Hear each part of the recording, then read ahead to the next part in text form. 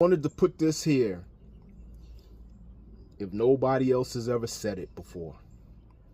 I truly believe with my whole heart, everything in me, is that if my sisters can unify, and I mean really, really unify, none of all of the stuff that my sisters battle with between each other, as far as we do have the colorism issues, and we got the issues of, what other women look like, and their body types and attitudes and all that other stuff. Now, I'm going to say it this way, that it's got to be the unification of women who are going to come together and be productive.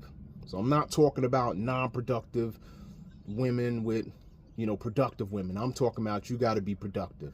If my sisters can come together, my productive sisters can come together, I truly believe that they're the ones that can spearhead the liberation of our folks. I truly believe that.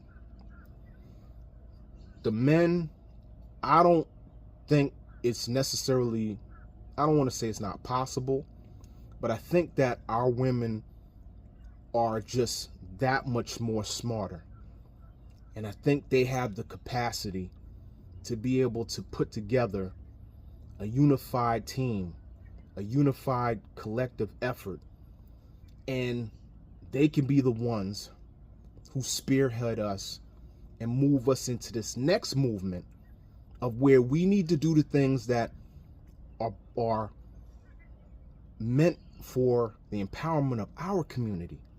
Because see, the thing is that you can see that from a standpoint of that most of our sisters, majority of our sisters, are the ones who do all of the voting stuff, all of the polling stations, going out and doing all of the canvassing. That's our sisters. Our sisters are doing that stuff. Our sisters are the ones who are like the main brain in a lot of these companies and a lot of these corporations, a lot of these stores. Our sisters are the main brains. They don't get the recognition, they don't get the pay, but they are the main brains. And I can tell you that from experience. Again, I'm speaking on experience. I'm not going to tell you no nonsense of like, oh, it's a hypothetical, or, this maybe, or what I heard. No, I'm going to tell you from where it was when my company, I had sisters that were in my company when I was, working, and when I was, running a business. And the thing was that I gave my sisters the knowledge of what they needed to know. And they watched a lot of the things, just certain things of how I conducted myself, what I was expecting.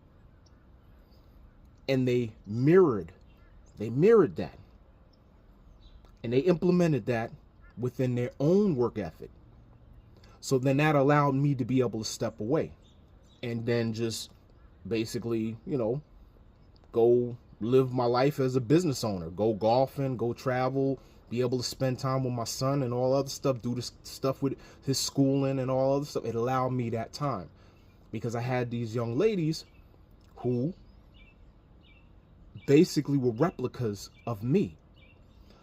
But then what happened was that they started to be able to implement newer ideas and things I wasn't even thinking about. So it was like I was the one who can be able to give the foundation because I had been in the business for so long. And this is a financial business. I was an insurance agent. So I was able to create or give them the foundation. But then they started to understand, like, no, we need to implement these systems. This is what's going to make us more efficient. This is what's going to be able to help us retain more customers. This is what's going to be able to draw and bring in more customers.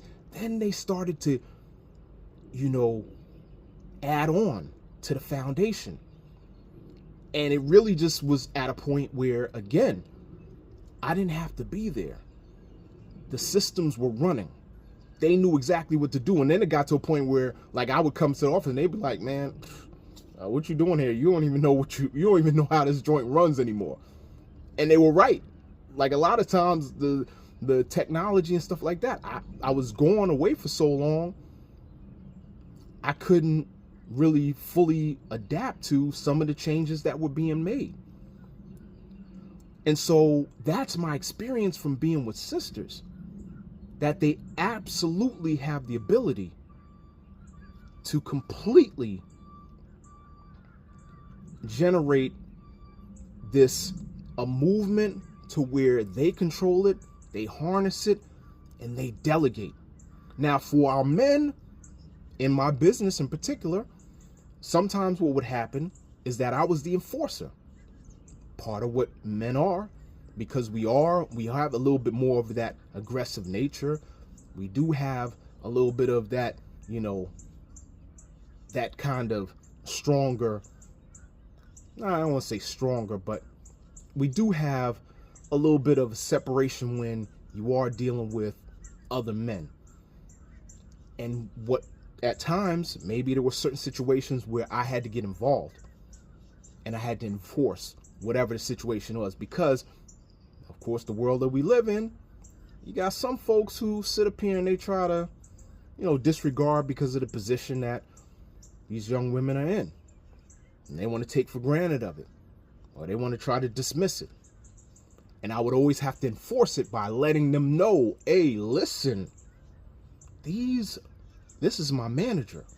This is my sales associate. This is my administrator. These are the folks that when I'm gone, these are the folks that there's no question about you not listening to them. So it was almost like, what you have to do sometimes where you have to verify like a contact or verify someone that could speak on your behalf. It was almost like that. Like basically just letting them know, hey, listen, I'm verifying that this individual is speaking on my behalf. And then that's it, hands off. You know what I'm saying? So I look at that experience and just various experiences that I've been involved in with running athletic programs and stuff like that. Our women, they're just so sharp, man. They think totally different. They're really, those brain whizzes that can figure out certain aspects and then they can implement it. And then you're not paying attention to some of the smaller things and they got those things covered. You know what I'm saying? And so I do believe that I think that my sisters need to be the ones who are going to catapult the community, and that our men will have to follow behind. Our men will have to support. Our men would have to be the enforcers. You know what I'm saying? Which really shouldn't be any problem at all. But you got some men out there that want to do all this patriarch nonsense and all this other dumb stuff and all that. Some of those cats, I'm like, all right, whatever, man. You don't even matter to me. You really don't even matter. When you start talking on that nonsense, I'm good. But I believe that my sisters, because they head up households, maybe for unfortunate or fortunate circumstances, they head up households. They know how to run like organizations. They know how to run their own businesses within their own households. They know how to pay attention to their children and to nourish and take care of their children, to help their children develop. They know those different types of things. So that is my thing. I hope and pray that in these coming up days and years, months, that my sisters will turn around. We've got this thing going on right now where my sisters are like, hey, I'm a rest and I'm, take my hands off. Well, hey, more power to you. I'm not even going to take anything away from you on that. But as it relates to the community, and I'm only talking about our community. I'm not talking about no other community. No other community. I'm not sitting up here discounting any other community, but I think that we are just at a point where we've taken so much away from what our ancestors have done. And all these other communities come in, and what they do is they get the benefits off of the backs of our ancestors and what our ancestors did. And we still get shortchanged. We still have this big heart. And I'm not saying that.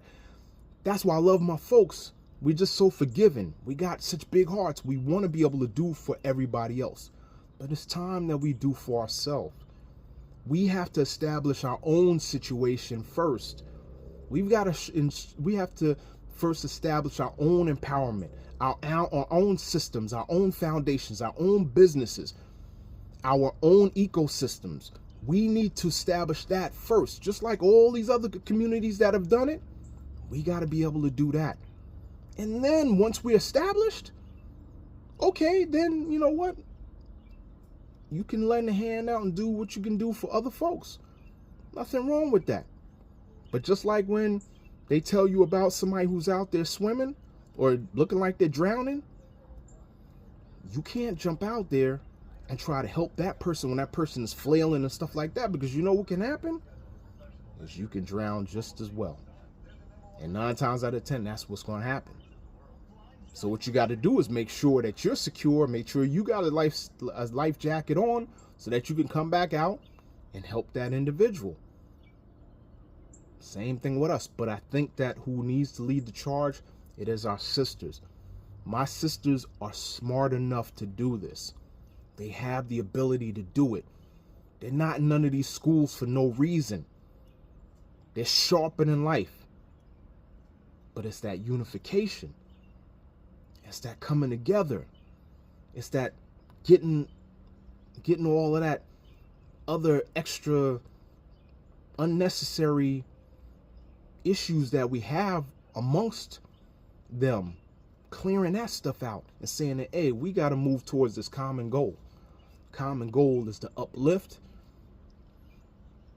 and pull our people out of this situation, give us some clear sense of direction, put the systems in place, and we go.